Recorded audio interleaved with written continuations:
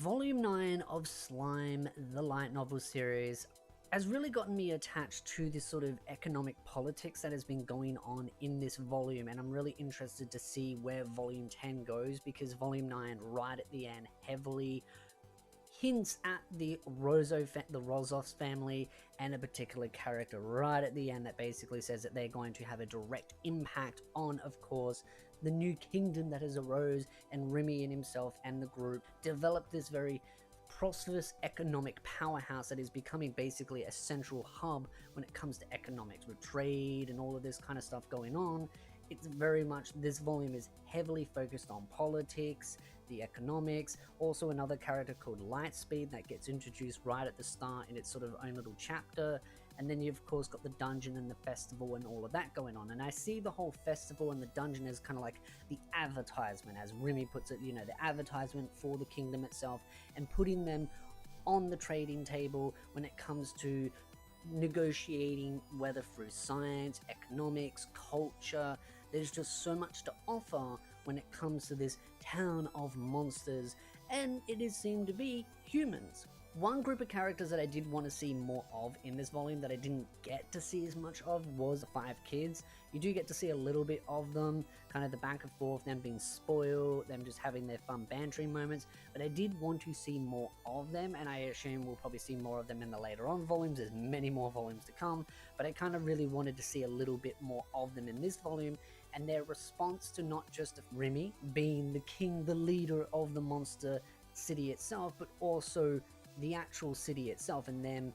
adapting to all these monsters and other individuals that are very in love with Remy, and how they would have their back and forth. Particular characters amongst the kids have feelings for Remy himself, so I kind of wanted to see more of that back and forth, so maybe it might happen at a later date. One of the major characters that was a very big focus of this volume was Lightspeed, and how Lightspeed has this ability that seems to manipulate the emotions of those around him, and it definitely just leads him into one bad situation after another, after another, after another. And with the arena, it's a wake-up call for him to be basically like, well, probably should give up this gig, or at least put some stops in place to stop this from becoming a bigger issue, especially with the fact that, of course, his other companions were trying to egg him on with picking a fight. Remy is trying to put this positive spin on it that, you know, he's here to trade, negotiate, and work with other humans. But Lightspeed's team kind of gets very arrogant, and because of the skill that Lightspeed has, it basically makes him almost worshipped in a sense, and you can definitely get that feeling in the arena. He does absolutely nothing. He doesn't do anything to win it. He's just standing there, but everything just kind of plays out the way he wants because of the actual ability that he has, where he is the chosen one, so that is what his unique skill is. Remy could see right through that because of how powerful he is and the fact that they can negate that. Really what stood out to me was the economics, because again, I've kind of always enjoyed economics when it comes to games or light novels and kind of seeing the trading prosperities. Politics is something that I don't mind in light novels, though sometimes these light novels can draw out the politics and kind of gets a little bit boring over time just because of how long drawn it out it was. But this volume was really interesting with some of the politics that was going on, particularly of course because it was establishing some really interesting, I would say, internal dilemmas, where of course Remy was trying to develop some negotiations with other people, calling in some favors, and having to deal with this, I would say, shadow of a villain that's sort of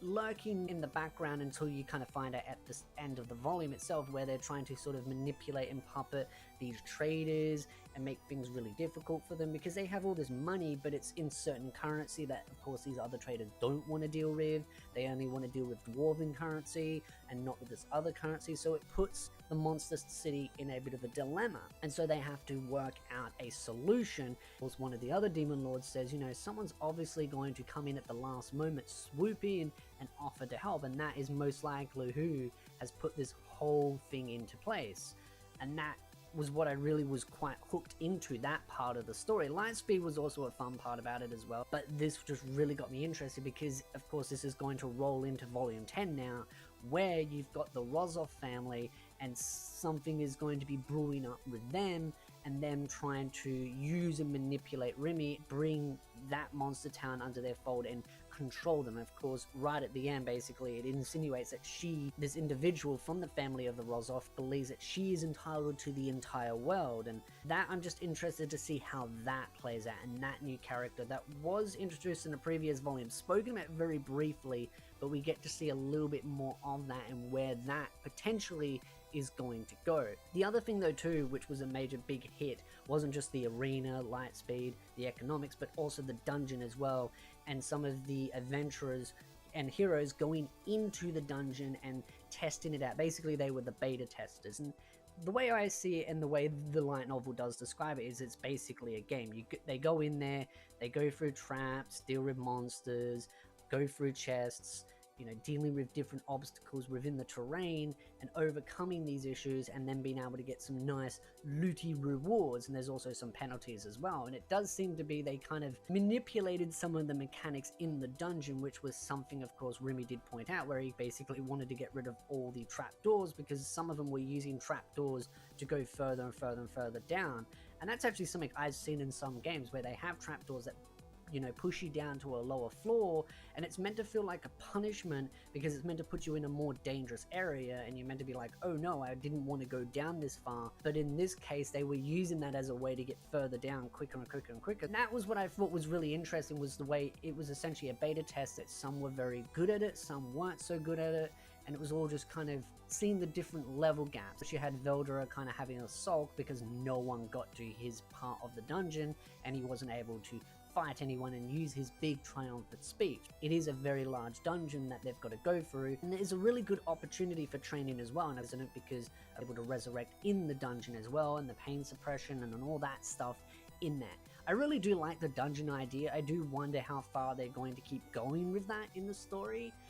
It's an interesting concept, I would say that, especially from a light novel perspective. It kind of reminds me a bit of Overlord in a sense when it comes to Nazarick, but it also reminds me a bit of Log Horizon as well. More so Log Horizon, because Log Horizon takes a lot of stuff from the game mechanics. So for me, I kind of see it as a bit more like a Log Horizon thing, where they're going in a dungeon, getting some loot, and getting some experience, that kind of thing. I'd love to throw the question off to you, the individuals. What are your thoughts about this volume? What do you enjoy about Reincarnated as a Slime? Because there's a lot of things that I do want to talk about in a future video about not just the anime, but also the light novels as well, because the light novels is something that I really do enjoy reading. The light novels, the politics, the world building, some aspects of the politics, should I say, the economics, like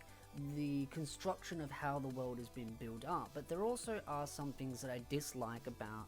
the light novels and the anime. For the anime, I don't like in season 2 how it spent so much time explaining what they were going to do and then doing it, and then also recapping, and the way Rimuru constantly recaps everything to everyone because he has to explain to everyone, oh, this is happened, this is what's that happened. And as much as I enjoy Veldora, however you want to pronounce it, to people and seeing their expression, be like, oh my god, they worked out who he is and all that kind of stuff, it also does get annoying that he has to re-explain everything to everyone, and it's one of the downsides that I have about the anime. But also with the light novels, as much as I love the economics and the politics, it does go into too much detail. Sometimes it's one of those of show don't tell, but in a light novel that's a bit hard to show instead of telling. But I also feel like it would be better to leave it up to the imagination to fill in the gaps for the light novel series. So I'd love to ask the question off to you: what do you love and hate about the light novel series? Because I'm also very excited to see these volumes turn into the anime, and especially with season 3 of the light novel series and seeing their adaptation of that, and honestly being surprised how season 2 was done in goods and bads, but then seeing season 3 play out, and possibly probably season 4 when it does come out as of uploading this video. I'm just super excited and super interested to see everything play out and how it all turns out, and overall hearing what your thoughts are of the series. And if you would love me to continue doing more slime content, definitely tell me in the comment section down below, because the more people that show interest, the more likely I am to continue doing more slime content, and the more interest, the more likely I am to do more content on it. Like, I may only do a little bit if there isn't as much interest. If there's heaps of interest, I will push for more content. So again, if you like this video, hit the like, subscribe, and I'll see you beautiful nerds in the next video.